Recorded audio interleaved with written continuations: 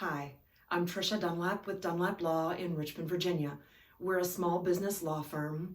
Our mission is to help small business leaders thrive. I'm here today to talk with you about two different types of small business administration loans that are available to small businesses damaged and struggling because of the coronavirus pandemic.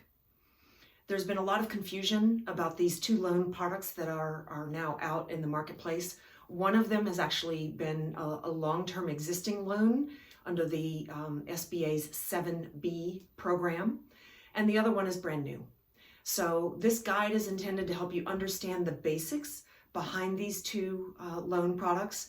We have more extensive guidance on our website, dunlaplawplc.com, where we have created an entire page dedicated to the coronavirus pandemic, and also have some extensive documents there that will break down particularly the second loan that I'm about to talk about, which is pretty complex.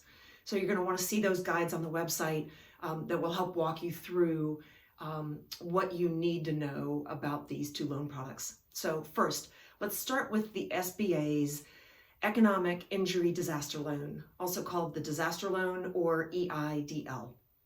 These loans are under the SBA's 7B program, and they've actually been around for a long time. You will apply for these loans directly on the SBA's website at sba.gov. So if you find yourself on the SBA's website, or if sometime in the insanity of the last 2 weeks, you seem to recall applying for some sort of SBA loan and you're not quite sure what it was, if it was on the SBA's website directly, then it was the EIDL disaster loan that you applied for. Disaster loans are really great for small businesses and nonprofits that need help with working capital.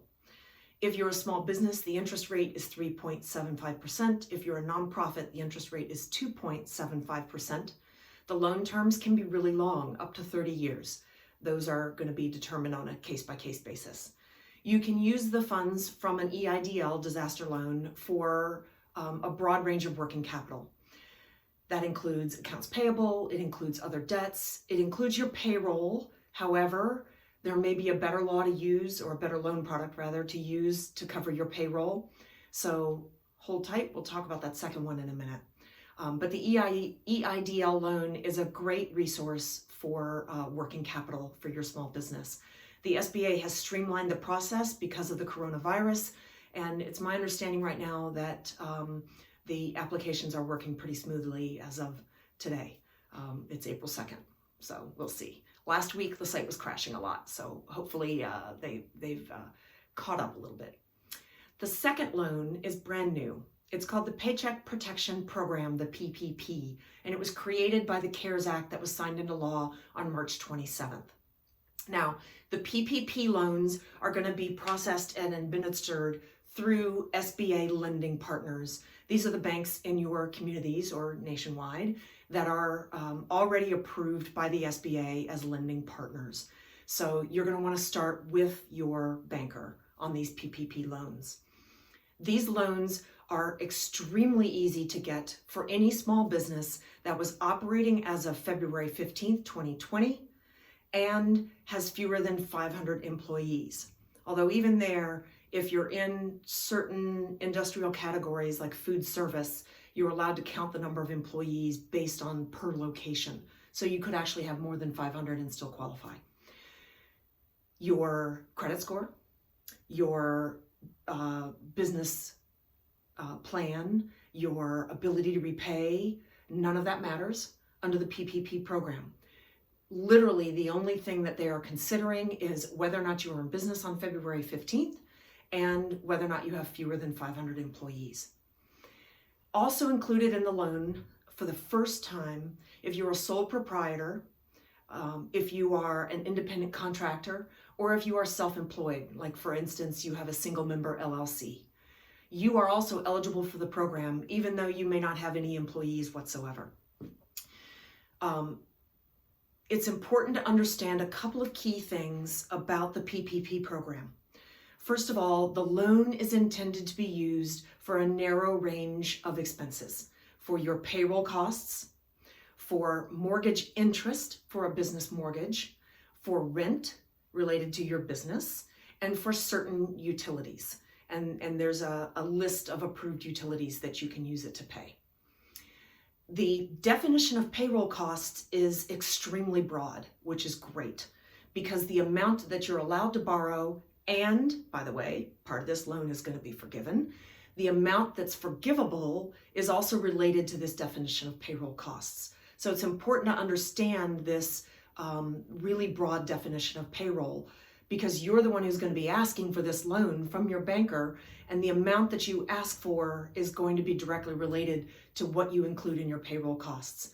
I have an extensive guide to the PPP loan program on our website. It's more than I can go into in this video, so you're definitely going to want to go to the website and get that guide. It's at dunlaplawplc.com on our COVID-19 page. Short version, payroll costs can include everything from, of course, the wages, commissions, tips that you pay to your employees. It can also include state taxes you pay on their behalf. It can include your contributions to their retirement funds. It can include your payments to independent contractors. It's a really broad definition, so go check that out on the website. Also, your payroll costs, the way that's defined and what you do to determine how much loan you can get, you look back 12 months and then take your average monthly payroll cost over the preceding 12 months and then multiply that times 2.5. That's the maximum loan amount that you're allowed to get, up to $10 million. I mean, personally, I don't know anybody who's going to get the 10 million, but you know, maybe you do. Maybe you're him, I don't know, or her. That's awesome. At any rate, that's the maximum loan amount that you can get. After the loan is dispersed, whatever you spend out of that loan on payroll, mortgage interest, rent, and utilities, in the 8 weeks after the loan is dispersed, that amount can be forgiven. It's free money, people. So it's important that you really be on top of this. It's a great opportunity to help your business come through this crisis. The goal of the program is to have small businesses retain their workers, if at all possible. So there's more to understand about the forgiveness program. If you laid people off and you don't bring them back prior to April 26th, then the amount you can get forgiven under the program is going to be reduced. All of that's important. And of course, it's all like really complicated because, you know, this is federal government law and it's federal rules and, you know, it's got to be complicated. But, you know, I was a high school teacher in my first career, and the guide I created, I think it's pretty accessible. So hopefully it'll help you figure this out. Last thing to understand, the CARES Act, which of course is what created the PPP, that act specifies that certain businesses are supposed to get priority treatment, front of the line treatment in disbursement of PPP funds. Those businesses include small businesses that have been operating for less than 2 years, businesses that are owned by women, veterans, or members of disadvantaged groups, and businesses that are operating in rural and underserved areas. All of the businesses that meet those criteria are supposed to get priority treatment, front of the line type status with that. Now, that said, on March 31st, the Treasury Department came out with guidelines for both borrowers and bankers on how to implement the PPP loans. And unfortunately, Treasury got it wrong. And that's going to be the subject of a different video post because it's too much to talk about in this one. I'm already talking for way too long. But I'm concerned that Treasury's interpretation of the law is actually going to have a really negative impact on small businesses.